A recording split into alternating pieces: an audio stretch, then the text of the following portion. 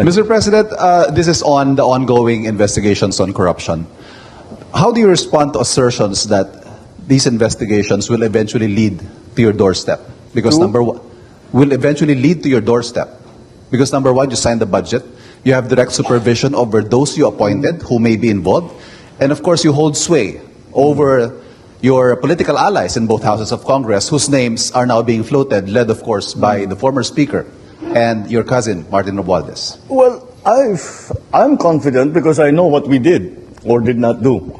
But if we investigate everybody, we follow the evidence, and wherever that leads is not something that we try to direct or influence. That's why we have the ICI.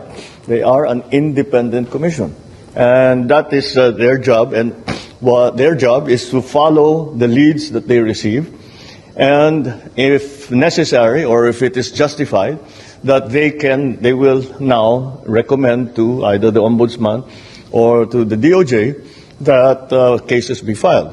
So let them do their work. We do not interfere with what they do. Wherever it may lead, sinabi ko na nga yan, wala naman tayong tinatago, wala tayong, malakas. I know that there are several, the opposition would love to bring me into this, to include me in all of this. But that's politics. That is not to do about corruption. That is to do about politics. Gusto nila akong tanggalin.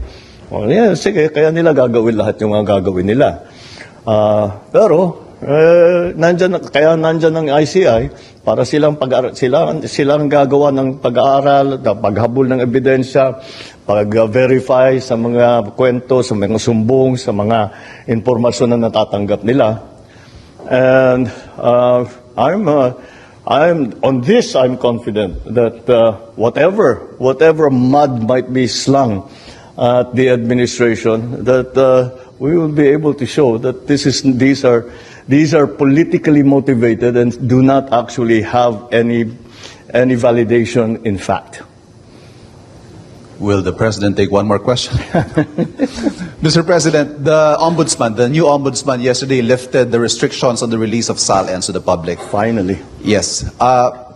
Will you take the lead and allow the release of your SALN and maybe perhaps those of your cabinet members? We will follow the new rules. We will follow the old rules. These old rules were suspended in the last administration, where the SALN was, it was much easier to get a copy of the SALN and to examine it. And I was quite surprised to find out when I first came into office that was no longer the case, that it was almost impossible, in fact, to get a copy of a people's SALN.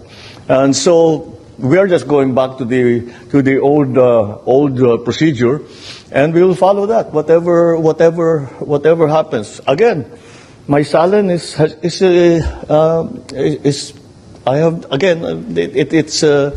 it will be available to whoever would like to. Kung hingiin sa akin ng ICI, di siyempre bibigay ko. Kung hingiin sa akin ng Ombudsman bibigay namin. And will you enjoin your cabinet to do the same? Yes, of course. Of course. Thank you. All right. Thank you very much, Mr. President. Thank you. Maraming salamat. And that concludes our mini press conference today. Have you seen the approved House version of the 2026 budget? And having stated that you will veto any budget that is not aligned with your administration's priorities, do you find that version of the House acceptable?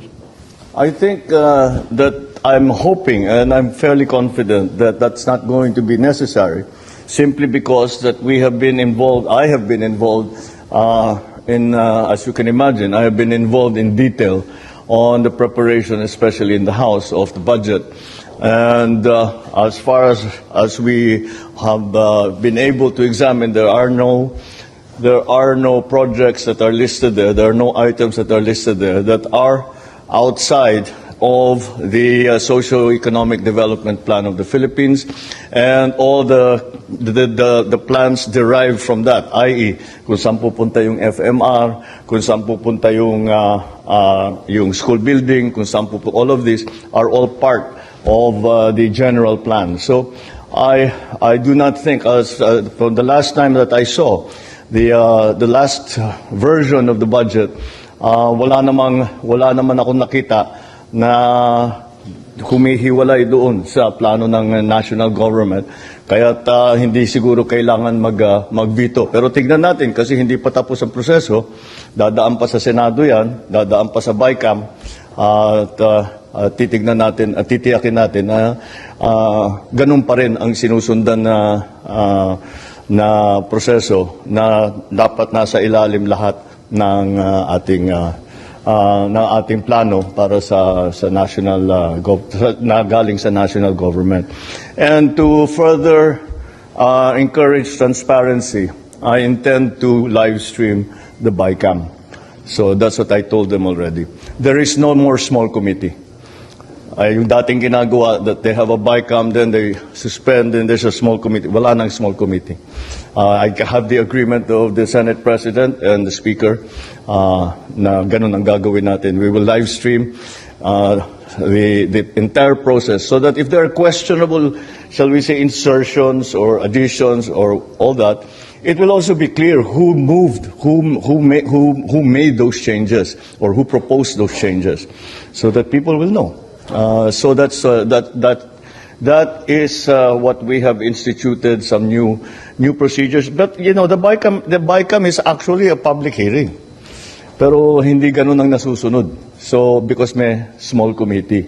So now it will be all out in the open. Thank you, Mr. President.